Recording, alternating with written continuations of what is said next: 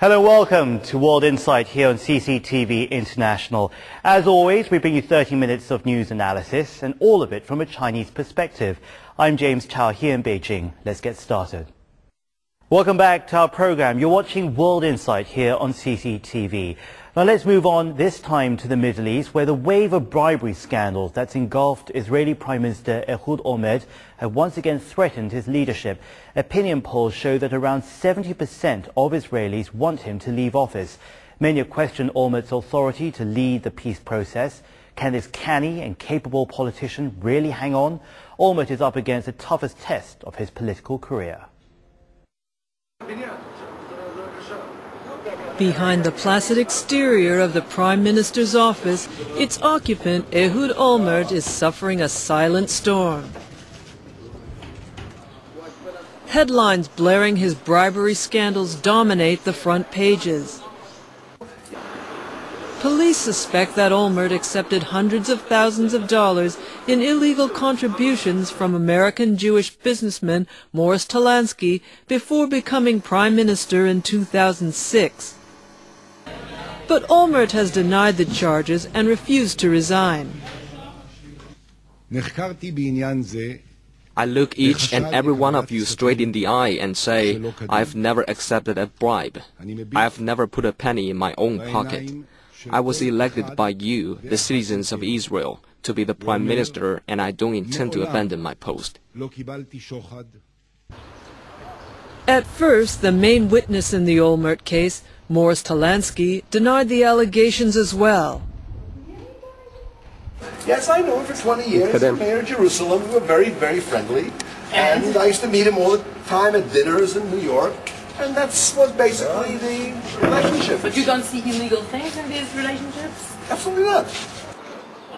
The situation took a sudden turn for the worse on May the 27th, when Talansky delivered a dramatic courtroom testimony, painting Olmert as a money-loving politician with a fondness for the good life.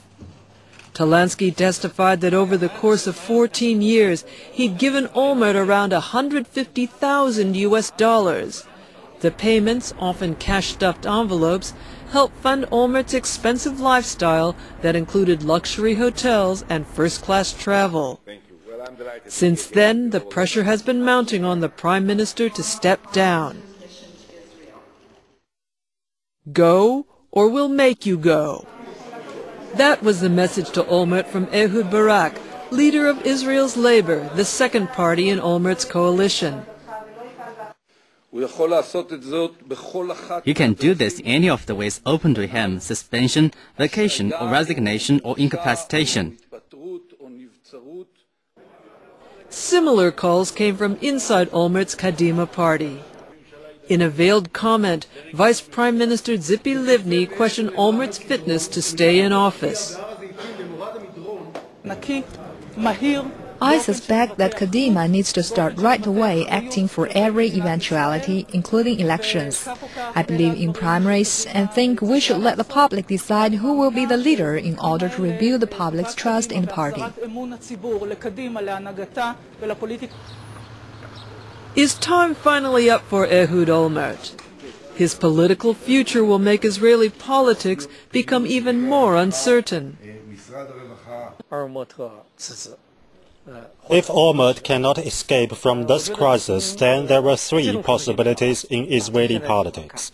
First, if Olmert decides to step aside, Vice Prime Minister Tzipi Livni would serve as a caretaker. She could then try to keep the current coalition together until Olmert officially steps down or is vindicated and returns. This is the biggest possibility. Second, if Olmert resigns, Israel's President Shimon Peres would select a new Prime Minister from Kadima, probably Livni, without new elections. And third, if Knesset is disbanded and an election is held in advance, recent polls have shown the right-wing Likud under Benjamin Netanyahu stands a good chance of winning. Just as uncertainty lingers over the Olmert government, so it does over Israel's political landscape and the Mideast peace process. Questions have been raised about Olmert's political future at a time when he dances a two-track tango pursuing indirect negotiations with Syria and talking peace with the Palestinians. Olmert sees Syria as a life preserver, hoping renewing negotiations after 8 years could add something to his resume.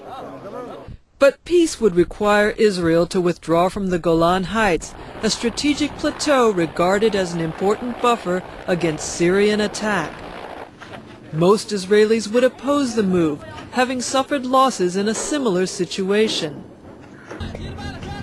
In 1988, Israel withdrew troops in Lebanon, and then Hezbollah used it as a base to attack Israel. When it comes to national security, Israel is unlikely to concede. Peace prospects with Syria are murky. And as for talks with Palestinian President Mahmoud Abbas, expectations are already low. At the Annapolis summit held at the end of last year, Olmert and Abbas, with U.S. backing, set a year-end target for forging the outline of a final peace deal. But reaching a peace deal within a year seems overambitious. It seems impossible to reach a peace deal between Israel and the Palestinians this year. The key factor is not the U.S. Although its mediation is important, it is just an outside push. The determinative is Israel and Palestine. Reaching a deal needs strong leaders like Rabin before, and as Olmert's situation is much shakier, the hope of peace is shrinking. In 1993, on the strength and prestige of Yitzhak Rabin and Yasser Arafat, Israel and the Palestinians stunned the world with the Oslo Accords and restarted the peace process. But now both Ehud Olmert and Mahmoud Abbas look too weak to make the concessions needed for an agreement. It will take more than gestures to forge a close relationship. And with Ehud Olmert embroiled in scandal, his power and influence has been further damaged, which potentially undermines the Mideast peace talks. Rather than peace on the horizon, Olmert's two-track tango might just bring a mirage. Well, one thing's for sure, the future of the Middle East peace process is packed with uncertainties, especially with Ehud Olmert in such a predicament. Well, despite these difficulties, Olmert has recently made some notable diplomatic strides. Cynics might say he's grasping at political straws and suspect a deliberate distraction. But optimists could contend that negotiation is better than confrontation, and that as long as the door to peace remains open, there's still a glimmer of hope. Coming up next, we look at girls in Somalia who are playing a very dangerous game. We'll tell you all about that right after this.